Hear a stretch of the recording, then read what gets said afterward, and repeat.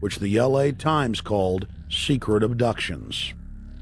They don't know. They think that he's signed off immediately on closing Guantanamo, but he's allowing prisoners now to be taken to foreign countries and not knowing where they're sending them and to be tortured in foreign countries. They don't know that they kept that provision in there. Obama is now continuing the practice of secret arrest, secret prisons, and most importantly, indefinite detention without trial. When a British high court said that it was preparing to release secret British and U.S. torture orders that prove that the Bush administration was ordering personnel to systematically abuse detainees, Barack Obama threatened to cut off all U.S. intelligence ties to England. To add insult to injury, he stated that the program was important to national security, not only endorsing Bush's crimes, but continuing them. Obama voted for a reinstatement of the Patriot Act. And by his early deeds already, again, as we saw with the issues of retention, he's willing to send people that have been charged with nothing to be tortured to so-called get the truth out of them.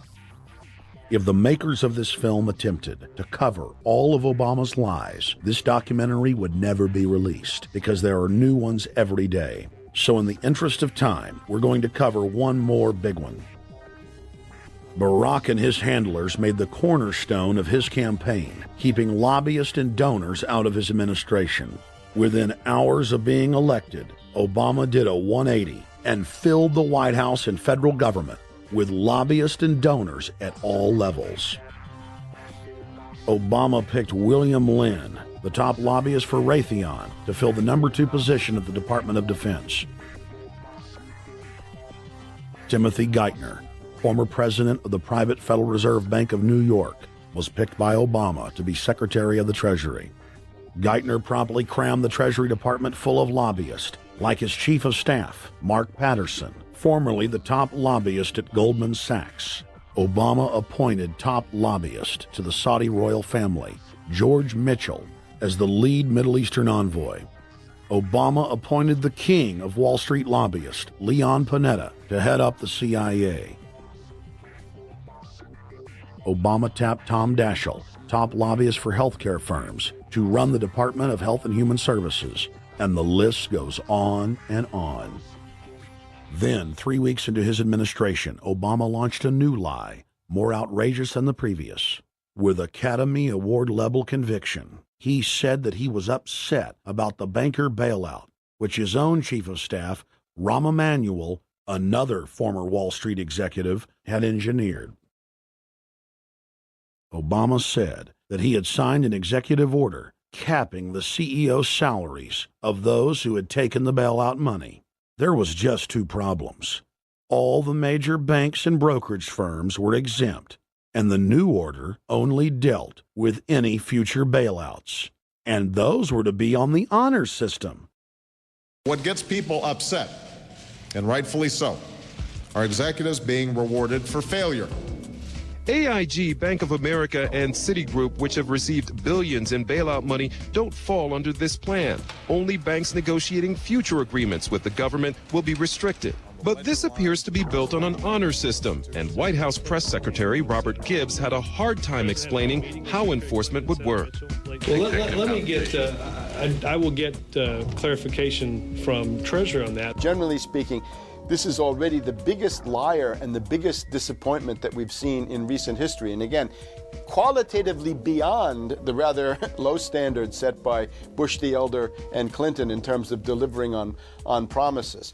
Bottom line, Obama is a fantastic actor and an even better liar.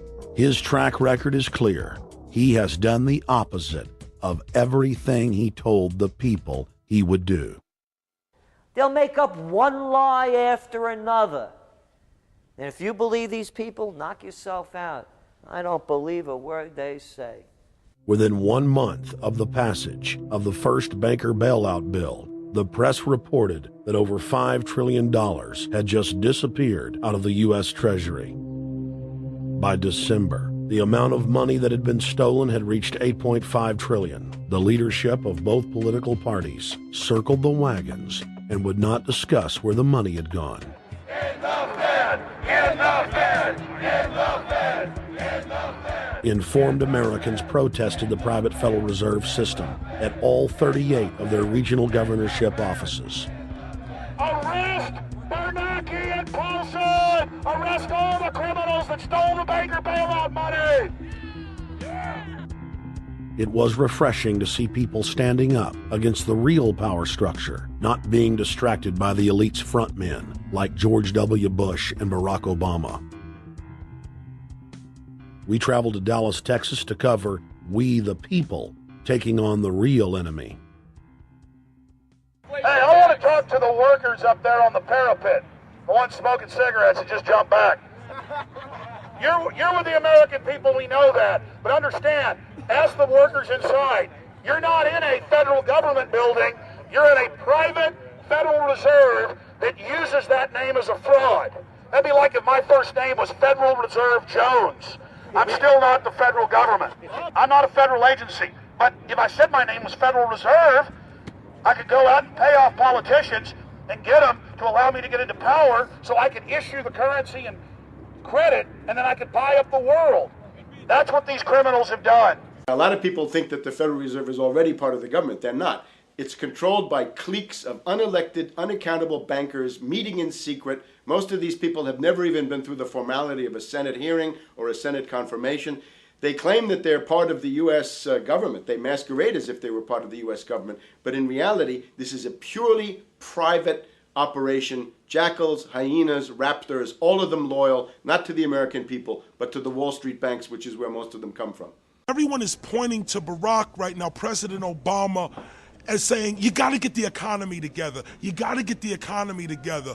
When in fact, the president has very little to do with the economy.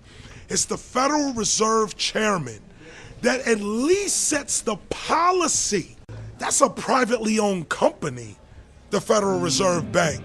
They set the agenda.